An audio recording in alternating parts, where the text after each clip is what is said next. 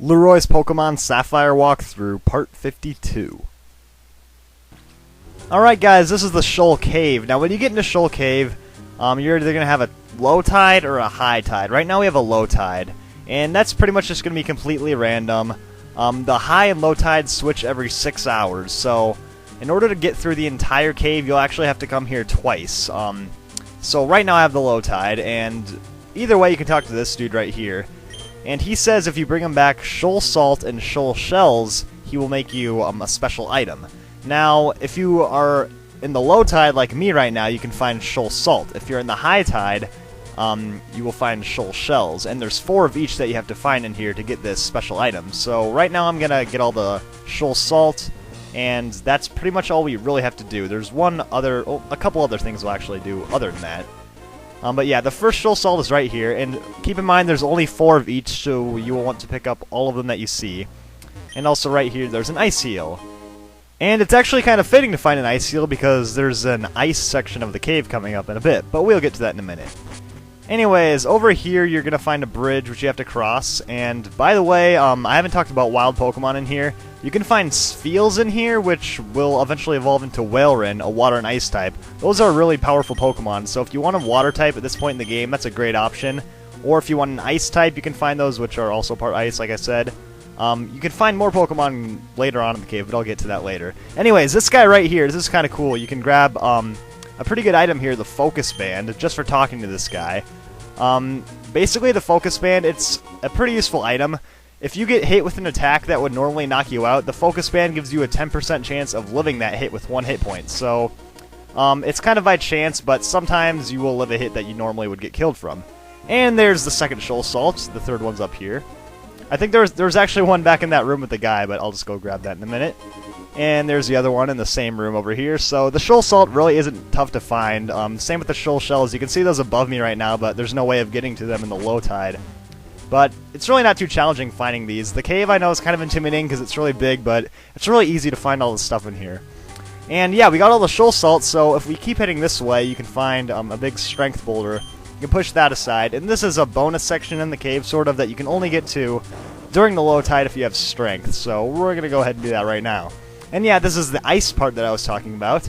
And you can actually find the wild Pokemon Snorunt in here, which is a pure ice type, will evolve into Glalie, which is a pretty cool ice type that a lot of people like. So if you're looking for that, it's in here. It's actually kind of rare. And there's one of these annoying ice sliding puzzles, which I'm not that good at, but hold on, I think. If you go, yeah, you need to get on this square right here, and go up, over, down, and then you can get through like that. That little section was pretty easy, but there's a harder part coming up. And let me quickly spray my repel, and that's my last one, so hopefully I can get through the rest of it. Anyways, yeah, there's one more item you can grab. Well, there's 2 more items. One of them's on this little part up here. It's a Never Melt Ice. Now, that's one of those items that if you attach it to your Pokemon, it boosts ice types. So, you know, you've seen stuff like that before with, like, water and fire types. That's the one you can get that boosts ice type moves. So if you have Pokemon with Ice Beam or something, that could be pretty useful, especially in the Elite Four. Now, this part here looks kind of confusing. You have to get down to that little patch and slide over those rocks like that. And then, you want to get on this little square here, go up, over, then you can go down, and you can grab Tmo Seven. Now, it's actually not Ice Beam, which a lot of people think. This is the TM for Hail, so it's not that great of a reward for going through all of that, but whatever, I just wanted to show you guys. So, we've gotten everything that we can get here in the low tide. Just as a quick review, you want to make sure you get the 4 shoal salts. If you want, you can go down to that ice section, and be sure to grab the Focus Band from that guy. And I think it's kind of funny that that guy's just sitting down there, like, waiting to give you the Focus Band. Like, during a high tide, he must be, like, trapped down there. But, yeah, anyways, we still have to get shoal shells, and you can only do that in the high tide. So, I'll be right back, guys. I'm just going to wait for a high tide. Alright, guys, yeah, in between the tides, it's going to take 6 hours. So, I just took a break, and I'm back for the high tide, just so I can show you all this at once. So, obviously in the high tide, you're going to need Surf to get through it. It's a bit different, but it's, you know, there's not as much stuff to cover in the high tide, and it's a bit quicker actually finding everything. That guy's still sitting over there, so yeah, now we're looking to find all of these shoal shells since we got the 4 shoal salts during the low tide. So, like I said, the high tide, there's not as much to explore. everything's pretty much in one room, so it's really easy to get the shoal shells. And there's nothing to get other than the shoal shells. There's not any extra items or any extra areas and stuff like that, so it's pretty straightforward, pretty easy to figure out, so it shouldn't be too hard. And we got a wild battle. A Zubat. How is there a Zubat when I'm surfing? Well, I guess, you know, you can never expect to not find a Zubat in the cave, even if you are surfing. Anyways, let's move on, and here's the first one you can find. They're just those little blue circles, like, you'll find 4 of them around. Yeah, once you see them, it'll be pretty obvious it's right there. And yeah, earlier during... I think it's kind of cool that we were actually here earlier during the low tide, it's just that we couldn't get onto these areas, because we went across that bridge earlier.